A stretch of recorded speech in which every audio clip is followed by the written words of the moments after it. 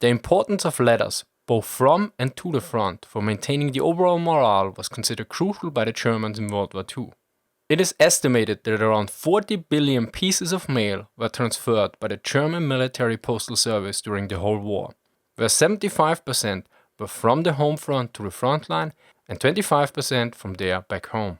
A wartime report estimated the average mail for a complete army per day at 3.5 tons of mail, which is about 300,000 pieces of mail, and 3 rail cars of packages, or about 30,000 packages. The Field Postal Service after the encirclement at Stalingrad was more crucial than at other times, because it provided the relatives of the soldiers with a sign of life. Additionally, it provided the encircled soldiers the last connection to the world outside. The importance is also reflected by a report of the Chief of Military Postal Service from March 1943 about the insufficient mail delivery of the encircled troops. Although the troops in Stalingrad were insufficiently supplied from air, mail was still delivered into the city in limited numbers after the encirclement. Usually mail was added to the supply planes. This provided, according to the report, an adequate amount of letters still transferred until Christmas 1942, although it was limited to letters, postcards and newspapers. In total, up until the end of December 1942, a total of 73,000 kilograms of mail was transported into the city, and 15,215 kilograms was transferred out of the city. From the 1st of January to the 26th of January 1943, the number dropped to 15,900 kilograms that were delivered into the city and 7,140 kilograms transported out of the city. This was also due to the loss of airfields. In total, about 6.7 million pieces of mail were brought into Stalingrad and 2.9 million out. Packages were not transported into the encirclement, instead they were stored, yet in a manner that they could have been transferred to the soldiers in case the situation would change. The number of these packages was estimated at 2 million. This number was probably higher than the normal due to the fact that a large amount of Christmas packages couldn't be transferred. After all, Stalingrad was encircled in late November. After the surrender of the 6th Army, those packages were given to wounded soldiers to prevent spoilage of the contents. In contrast, the regular mail was returned to the senders with the notation unzustellbar, which means undeliverable. Now if we look at letters, it is very important to note that letters and personal memoirs offer valuable insights in the personal perception of individuals that were part of the historical events. Although they offer a certain amount of authenticity, authenticity should not be confused with accuracy. Human perception and memory is more limited than our egos want to admit. Additionally, every letter and memoir must be interpreted in the context, which requires extensive understanding of the time, culture, organizational culture, and circumstances. In case of the writers in Germany during World War II, they also knew that the letters were controlled and censorship was performed. Furthermore, they were also constantly reminded that the words should be chosen with care. So let's take a short look at the organization of postal service and control. Regular mail was free of charge, both to and from the front, although packages required certain fees. This not only brought some revenue, but allowed to control the flow of packages by selling special stamps. The military postal service was deemed of crucial importance to keep the morale of the troops but also the home front up. Additionally, it allowed to privatize the supply to a certain degree, since relatives also sent cakes, cigarettes or even clothes. Similar, the soldiers also sent various loot back home. During the early war period that was very successful for the Wehrmacht, the morale increased. But this changed after the setbacks at the front and once the bombing campaigns forced parts of the population into air raid shelters. In order to maintain public morale and control the information flow, censorship in various forms was established or tightened. Censorship aimed at 3 levels: the development, the distribution, and the managing effects of undesired messages. Probably not what people at first associate with censorship, but well, it may look familiar to some of you. Anyway, the soldiers and relatives knew that the mail could be opened and read by the authorities, since the censorship was performed rather openly. People were directly or indirectly reminded of the rules and dangers.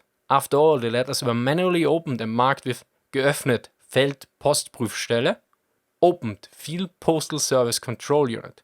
Thus those who were affected knew about this, and probably his and her friends and relatives were aware as well.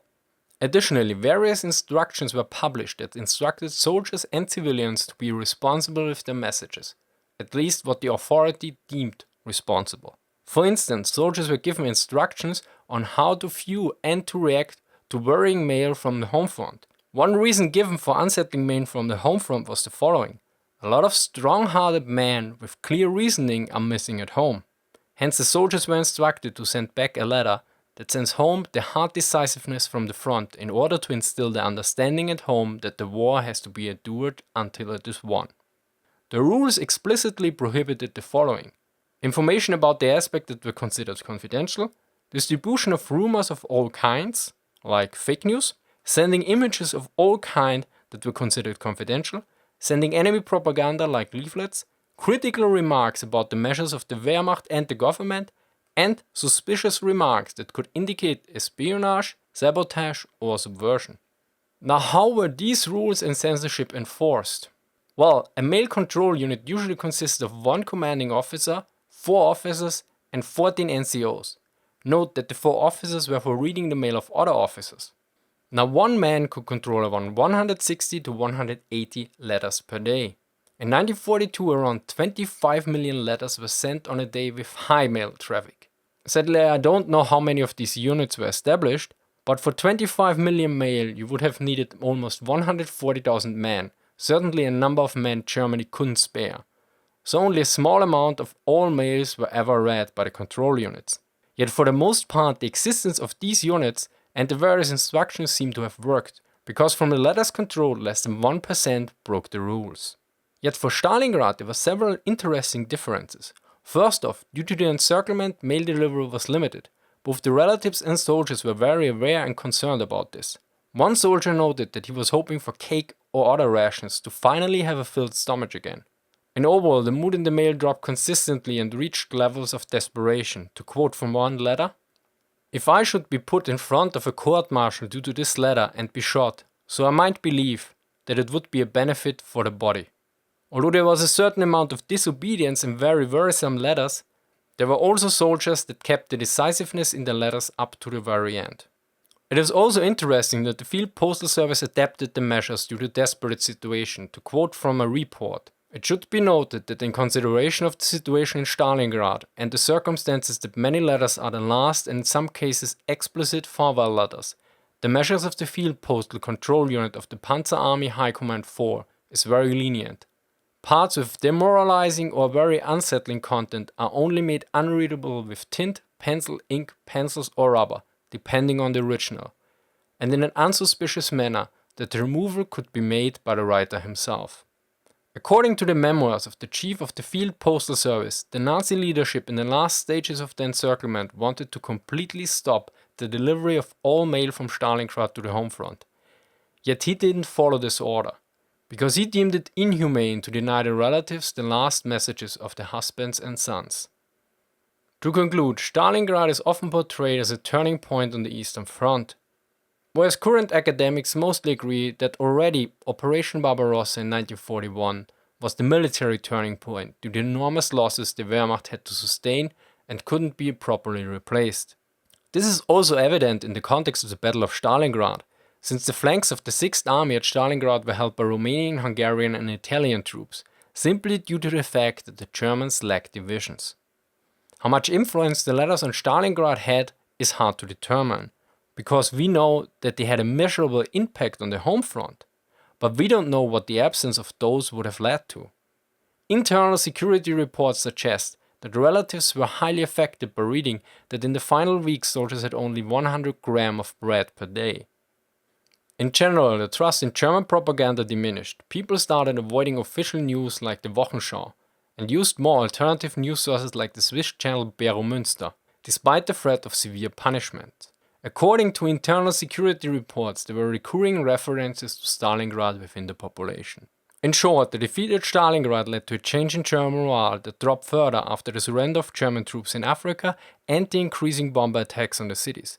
Hence, Stalingrad was probably more of a moral than a military turning point of the war. Now, if you're interested in Stalingrad, take a look at Tick's channel. Here's an upcoming Stalingrad series planned. And if you can't wait for that, I have a video where I examine the balance of forces after the encirclement. As always, all sources in the description. Thank you for watching and see you next time.